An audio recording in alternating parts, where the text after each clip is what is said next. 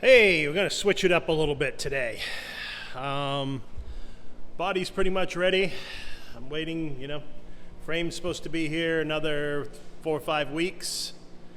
So, gonna kick over to the motor for a little bit. I got some things to do to this. I wanna pull all the accessories off, get it cleaned up. Not that it needs to be cleaned all that much, but I'd like to get it painted and clear coated everywhere, change the oil pan, do a few other minor mods to it, and get it going. So this is ready when the frame gets here to set right on. So first thing I'm going to do is I'm going to pull those fuel logs off, the fuel rails. Nothing wrong with those fuel rails. I'm going to use them, but I am going to epoxy them before I use them. Get that cleaned up. Then I'll pull out the fuel injectors, carefully pack those away, and yeah, we'll start with that. Then I'll pull the intake, pull the accessories off the front, and we'll go. So I'll take you along for some of this.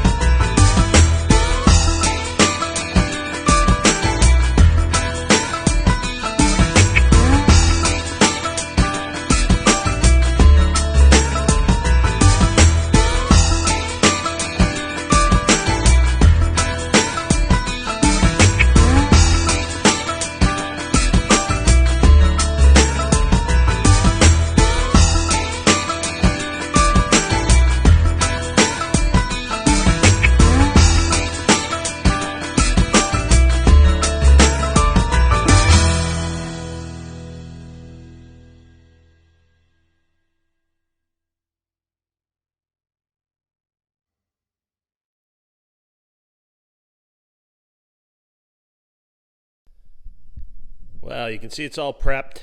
My intention here is I am going to prime and paint everything that's raw casting. Okay, I just, if you don't, just, you know, you start to see it oxidize and become crappy. So I'm going to prime and paint everything that's raw casting. Machine surfaces I've masked off. Once I get the paint done, then I'm going to go and clear coat everything, including the polished aluminum pieces. This will allow it to shed dirt better, shed water better. It'll just keep it generally cleaner, and it'll just look better. So that's my intention. I'm going to roll this over by the door so I don't get fumed out and start having at it. Primer coat on. I'm going to give this a few minutes to set up. It says to shoot color on it in 10 minutes. I'm a little leery of that. It seems a little quick to me. But I got a test piece over there I'll try to make work. We'll see what happens.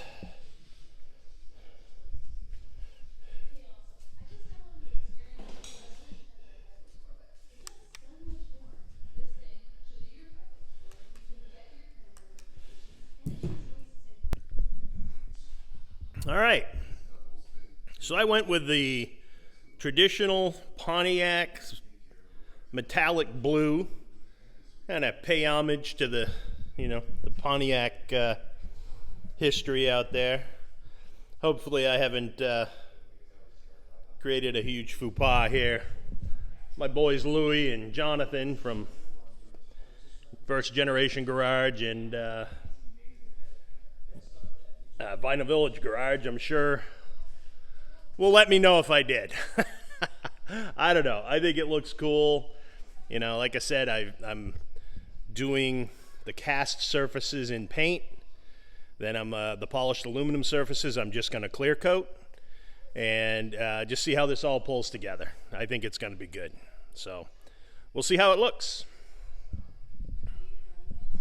There's the water pump. And I'm just doing the fuel rails in black. So anyway, let's see how it comes out. I'm going to start unmasking the areas now that need to be clear coated, which is basically the heads and the polished surfaces on the block. So we'll see how it comes out. I'm going to probably give it another 10 minutes or so. It's been about 15 minutes since I put the last coat on, so I might give it a little bit more time just to set up.